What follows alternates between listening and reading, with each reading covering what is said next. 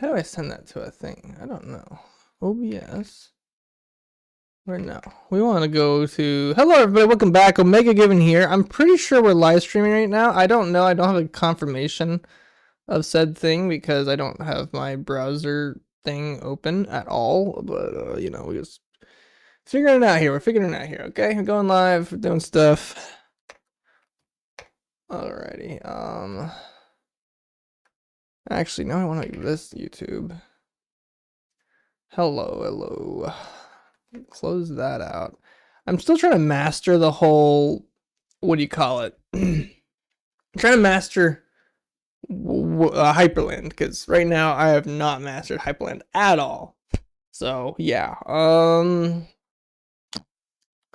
so I kind of want to farm this for like making YouTube clips later on, because I just feel like that would be necessarily good for me in the long run to like just go back and like edit these things down. Also, I want to like, let's like shrink me down and like, I don't know, expand me out a little bit. Whoa, look at that. Here we go. Okay, what are we doing today? I think I need to get like one thing done at least. Like I just got through a hard day of work. I went and built a what do you call it? A thing that moves like this, like what is that called? A gate. I built a gate in my backyard, to my backyard. That way, our dog can like maybe stay in the backyard a little bit, even though there's like kind of the opening in that gate area. But whatever. But now I'm like, let's take this productive mode, whatever you want to call it, and like actually apply it to doing something on the computer. You know, stuff like that. I don't know. Yeah, so what are we gonna do today? I don't know. Wait a minute. How do you there we go. It's like, how do you make the command line bigger in Hyperland? Apparently, I'm like, I don't even know how to do that. All right, so today we gotta open up a few things. For starters, let's open up our project. Well, if you haven't been watching the videos or these live streams, what we do is we basically open up and try to build ourselves a terminal emulator of sorts.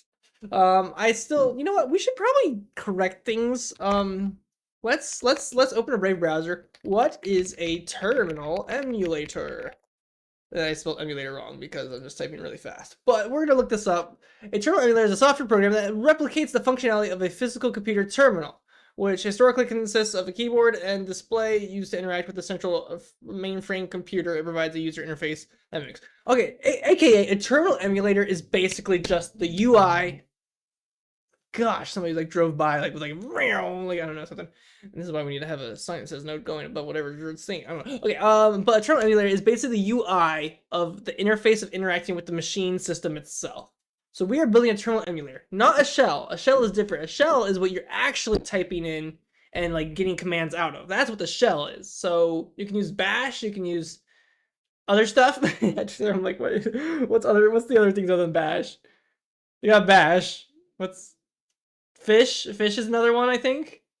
What are some different types of shells? I don't know. Let's see. There's numerous shells. Okay, it's gonna start naming a bunch of oh, there's conch shells. There's the clam shells and moon shells. No, shells. Computer shells. We're talking about computer shells here. This is what happens when you're like trying to Google something and it's like, oh, can we like give you that, but like computer shells? I don't know what, just something like goofy off like that. I don't know. All right, what we're getting, we have, okay, we have apparently born again. Okay, we got bash. Wait, is that what bash stands for? Born again shell? What? No way. Dude, I totally didn't know that. Okay. You got seashell. Seashell. Oh, I feel like, okay, they got corn shell. We got Tenix shell, Z shell, power shell. All right, this is interesting. We got some different shells. Yeah, we got a bunch of different shells apparently. There's like, I don't know, typical ones. We have PowerShell is what Windows uses. Bash is what most people use. No idea about any of these other shells. I don't know what Mac OS uses, but hey, they apparently use something. I don't know what they use, but they use something. All right. But today we want to maybe program out some what do you call it? Our stuff. What is our stuff? What's our stuff? What's our stuff? All right, we're gonna open up. Let's open up Nemo here. Nemo's a service to be able to look through files and whatnot. We're gonna open Bazite. Actually, we have a bin right here, so it's set. And we're gonna open up Godot. Everyone, Godot time. We're gonna be in Godot for a bit. Because our project is we're gonna build a terminal emulator out of Godot, surprisingly. So yeah. Also, I want to farm this stuff like for funsies a little bit, and like I don't know, just I don't know. For starters, I kind of I wanted to just say a couple things here, just because I want to farm this for some short clips in the future. So for starters, I want to say like like can we just say like right now, just like right now, that the best visual system that you can ever have on a computer is a tile-based system, aka what I use, Hyperland. It is awesome. And also, hot take here, but you know, like Windows, where you have like a window and you have a taskbar at the bottom, or Unix, or Unix-like environments, where like Mac OS, where you have a file whatever system and then the app system at the bottom. Hot take, those are garbage. Because, like, why do you need that? Like, you want to see your apps across the bottom? I guess that's actually okay. It's okay to have one bar. I think Windows is pretty good. But 2 bars? Why do you need 2 bars? And, like, okay, the Unix defense is, well, the top bar is where you can put different things, like settings and flow stuff that are to that application. But why can't you just include it in the application? Just include it in the application. Like, seriously. In Hyperland, if you look at it, we don't have a bar at the top of this. We don't have a bar at the top of this. Well, there is a bar, but that's mainly because it's like stuff specific to this thing. We do have a tab bar at the top of this. We can get by just fine with those bars because we know shortcuts. But hey, even without shortcuts, you could just put an X in the corner and it's good. It's good, right? Minimize and maximize, maybe. That's all you need in the corners. Else, it's gonna have the same system things in the same apps either way. It like makes no sense. Hi, doggo. It makes no sense for like stuff to have that. Also, little tidbit here for everybody else that so this is not on the internet at all. Like I can't find a single person with this use case that I have, which is weird. I'm weird. Actually, there is some people that have this use case, but they don't talk about it. And I don't know why they don't talk about it because I've been searching for it forever. I'm trying to find the perfect operating system for an ultrawide, and I gotta say, Windows sucks, Mac sucks, most Linux distributions suck. And it's not about the operating system, it's about the desktop environment. What sucks is basically like how it renders the things on the screen. But what I've found is amazing is actually tile-based desktop environments. Those are the best desktop environments for like ultra wide like screen people. So I have a 49-inch here, and it is definitely way better having a tile-based setup because it's just so automatic usage of space that it makes things so much easier. Whenever I want to go to like a other terminal thing, I can just open to another terminal or another desktop and use that desktop the same amount, or push things to other desktops using the shortcuts.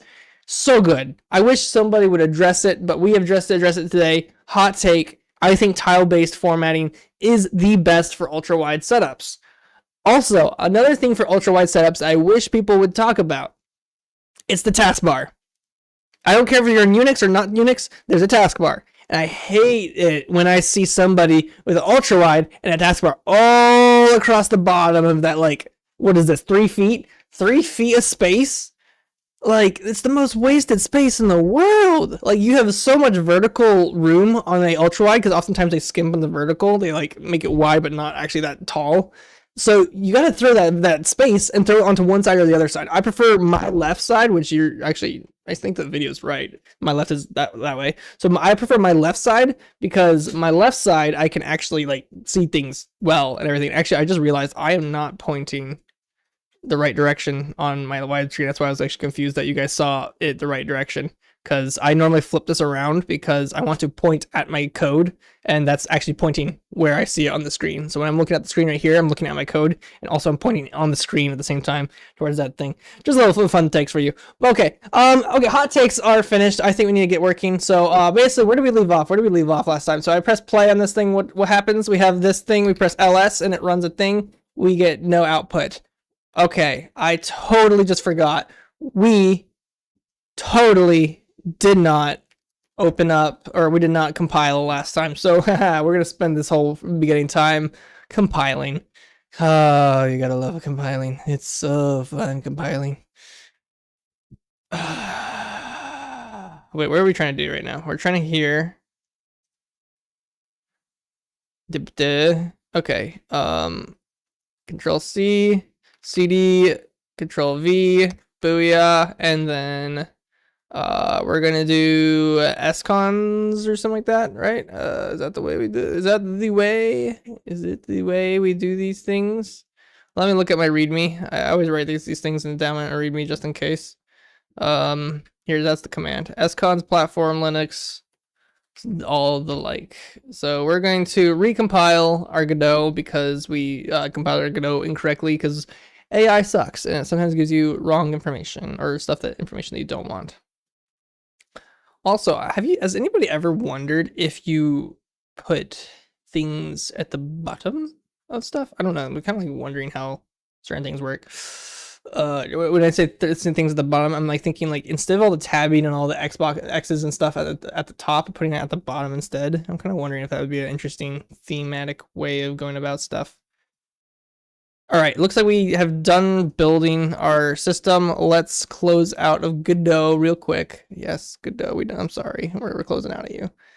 Let's open Godot bin, opening this. Nemo, can we cast you off into the void somewhere? Oh, yeah, let's cast you off into the void. We don't need you, Nemo, not right now. Let's run this now that we've recompiled and see if this works better. Oh yeah, okay, it works better. So I think we need to do a little bit of scrubbing of terminal output. Yeah, I'm just like kind of looking at it, and the terminal output is not that well scrubbed. It got some stuff to work on. Like, look at this. So if we ls, it basically has just a bunch of text with lots of tabbing and stuff like that. It literally is reporting back in tabs, which is very interesting that it does that. I don't know why it does that, but it does. But yes, I think we should do some scrubbing. Oh, wait, I'm gonna control C this. I think we need to open up our AI here, Copilot. Copilot, help me. Okay,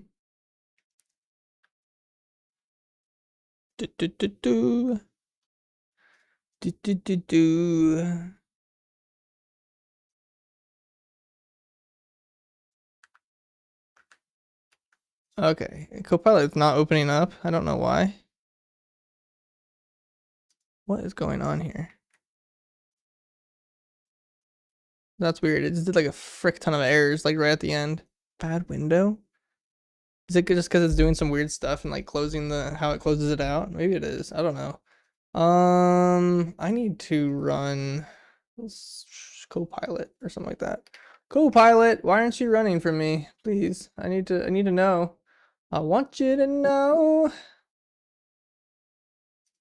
Okay, maybe ChatGPT.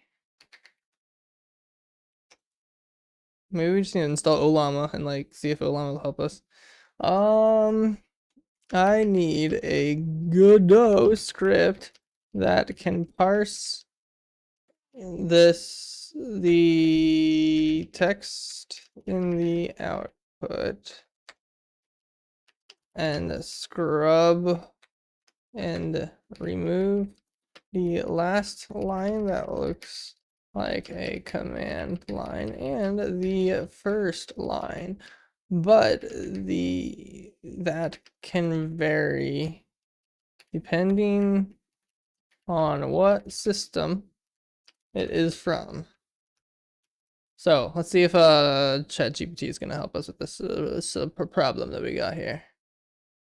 All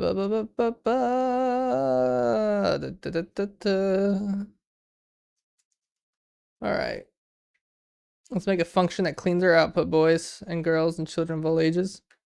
Okay, we're gonna do function, clean output, string takes a string, outputs a string. So we're gonna do var lines output. Okay, takes in string dot split on rn. Wait, what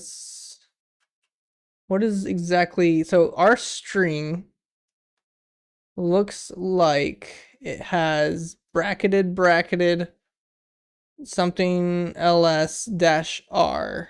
Okay, it goes all the way to the dash r. And then it goes down and around and all the goodies all the way down to the other, another dash R. Is it splitting on, okay, so it splits on the dash R dash N new lines because it looks like the dash R dash N. So we gotta do lines dot pop back, remove, wait, what is going on here? Remove the last line, oh, I'm guessing this, for one, it's erroring because of tabbing, because freaking AI does not know how to do, or Godot specifically does not like tabbing. I will say that it spits on it and just like throws it out of the way because yeah, Godot just functions differently than people wish it wouldn't. Gotta get this system scrubbed of all the nonsense. Okay, cool. All right, so we got a clean function.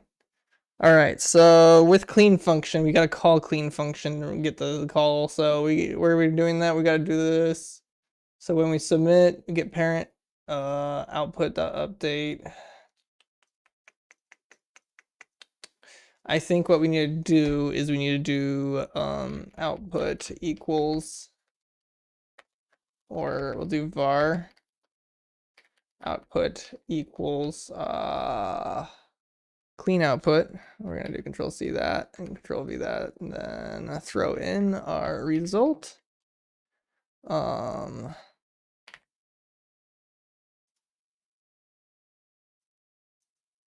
Yes, throw in our result, quotation mark, that, so that gives us our output.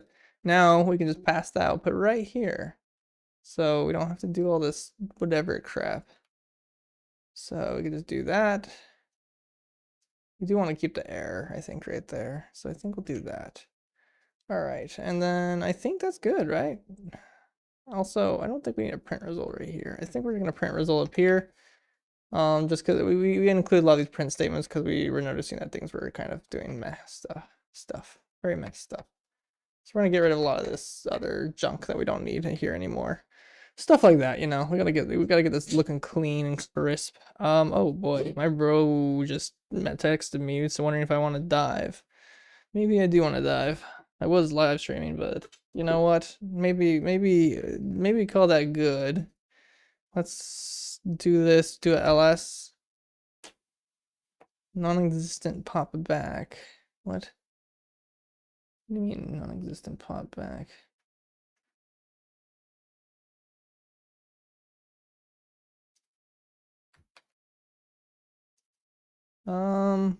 Pop back doesn't exist.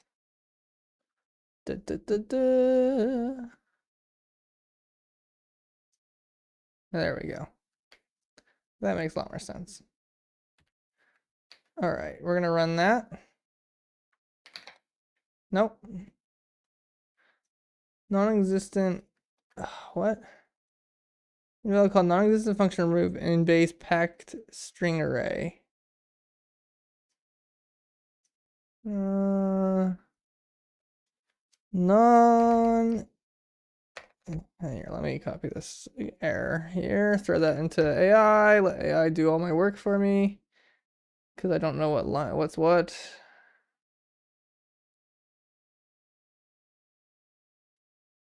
I string into array.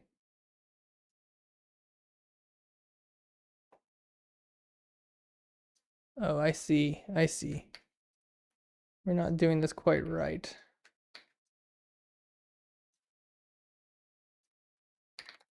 No, that doesn't work. Non-existent remove and what? Let me just remove in base array. Gosh darn it. Why is this not working?